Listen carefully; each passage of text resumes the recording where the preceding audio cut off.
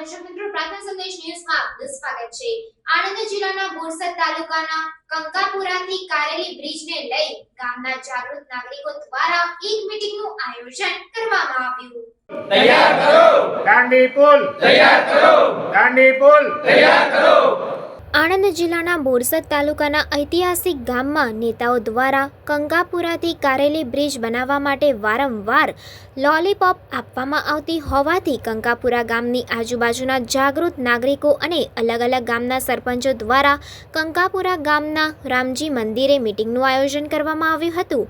કંકાપુરાથી કારેલી bridge માટે આવનાર દિવસોમાં જુદા વાયદા કરનાર વ્યક્તિઓ અને ખોટા વાયદા કરી લોલીપોપ આપવાવાળા નેતાઓને સબક શીખવાડવા માટે વોટના માધ્યમથી બાયો ચડાવવામાં આવશે તેવી અનેક ચર્ચાઓ કરવામાં આવી હતી। રિપોર્ટર સુરેશભાઈ પરમાર, પ્રાર્થના સંદેશ ન્યૂઝ, આણંદ। વિનુભાઈ પરમાર। આજે અહીંયા આગળ તમે શું આયોજન રાખેલું છે? અમે 2005માં આ દ્વારીકુંજ બ્રિજ વર્લ્ડ હેરિટેજ માર્ગ ચાલુ કર્યો કેન્દ્ર સરકારે, ત્યારથી અમે બ્રિજ માટે લડત ચલાવી છે। દ્વારી બ્રિજ સરકાર કોઈ કરવા તૈયાર નથી, એટલે એના માટે લડત ચલાવી છે કે હવે આંદોલન જલદ કરીએ અને ગમે તે રીતે બ્રિજ પૂરો કરાવડાવીએ। બીજી તો કોઈ તમારી માંગણી કરી નહીં, બ્રિજ અમારે જોઈએ બસ। બ્રિજ માટે તમે શું કયું સાહસ કરવા તૈયાર છો? અમે તો આત્મવિલોપન પણ કરી દેવા એ કરી બેસી છીએ, જળ સમાધિ લઈ લો છીએ અમે। મિત્ર, તમારું નામ શું છે? પરમાર હિંમતસિંહ રામસિંહ। હિંમતસિંહ, આજે અહીંયા આગળ જે તમે મિટિંગ રાખેલી છે, મિટિંગમાં તમારું આયોજન શું છે? અમારે તો બ્રિજ બાંધવો છે બસ। મિત્ર, તમારું નામ શું છે? સોલંકી રવિકુમાર ખડોદી, તાલુકો ખંભાત। રવિભાઈ, આજે અહીંયા આગળ જે આયોજન રાખવામાં આવેલું છે એ બાબતે તમે શું કહેવા માગો છો? અહીંયા આયોજનનું પહેલાં તો અમે જાણ્યું કે અહીંયા દાંડી પુલ માટેનો એક સંકલ્પ લેવાયેલો છે અને ઘણા સમયથી અહીંયા બધા જે વડીલો છે, યુવાનો છે, બધા સંઘર્ષ કરી રહ્યા છે।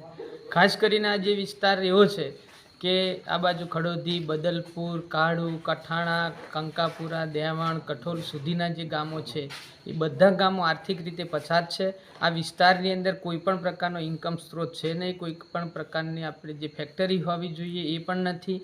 આ વિસ્તારના યુવાનો ઘણું બધું લાંબુ કિલોમીટરોનું અંતર કાપીને રોજગાર માટે છેક સામેના કિનારે જતા હોય છે। આજની તારીખમાં જો આટલું બધું ડેવલપમેન્ટ થતું હોય તો આ પુલની ખાસ અતિ આવશ્યકતા છે, જ્યાં વિસ્તારના વિકાસ માટે, અહીંના યુવાનો માટે તેમજ આ વિસ્તારના સર્વાંગી વિકાસ માટે આ પુલની તાતી જરૂર છે। અને એ વાતની જ્યારે મને ખબર પડી તો મને પણ એવું લાગ્યું કે આની અંદર સમય, શક્તિને જે કંઈક આપવા માટેની તૈયારી છે એ બધી આપણી તૈયારી છે। અને અહીંના યુવાનોની પણ એવી માગણી છે, વડીલોની પણ એવી માગણી છે, બહેનો માતાઓની પણ એવી માગણી છે કે આ પુલ કોઈ પણ સંજોગોમાં થવો જ જોઈએ અને આ સંકલ્પ સાથે અમે બધી રીતે તૈયાર છીએ। મિત્ર, તમારું નામ શું છે? મારું નામ કિશનસિંહ રાજ છે। આજનું જે આયોજન છે એ બાબતે તમે તમારું શું કહેવું છે? હું શ્રી રાજપૂત યુવા સંગઠન અને મહાકાલ સેનામાંથી આવું છું।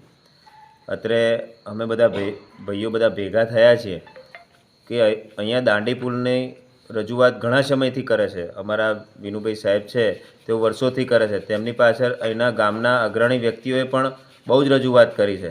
અમે 2021ની અંદર મામલતદારને, મુખ્યમંત્રીને, વડાપ્રધાનશ્રીને બધાને આવેદનપત્ર આપ્યું, પણ આનો કોઈ જવાબ મળેલો નથી। ઘણા સમયથી આ જગ્યા ઉપર ઘણા એવા એક્સિડન્ટો થાય છે। અમારા સમાજના ઘણા નવયુવાનો જે એકના એક દીકરાઓ છે જેઓનું મૃત્યુ થયેલું છે, એટલે જો સામે પાર અમારે જો કંપનીઓમાં નોકરી કરવા જવું હોય તો દાંડી પુલની આવશ્યકતા છે। ખુદ દાંડી માટે જો આટલો બધો ખર્ચ કરી અને દાંડી હેરિટેજ માર્ગ જાહેર કરવામાં આવ્યો છે તો અહીંયા આ પુલનું કામ કેમ બાકી રહ્યું છે એવો અમારે સરકારશ્રીનો પ્રશ્ન છે। સાથે સાથે અમારા જે નવયુવાનો જે નોકરી માટે જે ઝંખનાઓ કરી રહ્યા છે, ભણેલા ગણેલા યુવાનોને ગામ છોડીને બહાર જવું પડે છે। બહાર જઈને પછી ઘરથી દૂર થઈ અને સમાજથી દૂર થઈ, વ્યવહારથી દૂર થઈ અને પોતાના ઘર ચલણ માટે જવું પડે છે। જો આવું ને આવું થતું રહ્યું તો ગામમાં કોઈ નવયુવાન રહે નહીં અને ગામની પરિસ્થિતિ ખૂબ જ ખરાબ આવે।